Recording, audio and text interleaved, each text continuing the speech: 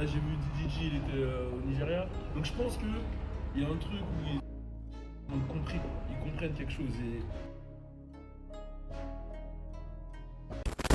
Alors, que se passe-t-il entre la team Peya et Tamsy actuellement? Je ne vais pas vous répéter voilà ce qui s'est déjà passé parce que je pense que vous le savez déjà. Ce litige qui se passe, ça fait pas mal de temps maintenant autour du titre Coup du Marteau qui est de base un featuring entre Tamsy et la team Peya. Vous savez tous le succès qu'a eu ce titre qui cumule aujourd'hui près de 40 millions de streaming rien que sur Spotify. Au niveau des vues, voilà, sur YouTube, il y a près de 157 millions de vues. Donc, autant dire que ça a généré énormément de revenus, que ce soit au niveau des royalties et autres. Les choses ont éclaté lorsque voilà la team Peya affirmait avoir reçu voilà des pourcentages hyper minimes du genre 1% du total des revenus que le son générera, ou certains 0,5, et que ce serait Tamsy qui aurait quasi l'entièreté des revenus générés par ce son. Donc déjà la team Peya, pour régler ce gros litige avec Tamsy, a essayé de communiquer avec ce dernier, mais voilà, il n'a donné aucune suite jusqu'à récemment. N'a pas donné de suite, mais c'est plutôt la justice qui s'est exprimée par contre, parce que en temps, suite à ce silence de Tamsy qui semblait ne pas vouloir régler ce problème à l'amiable,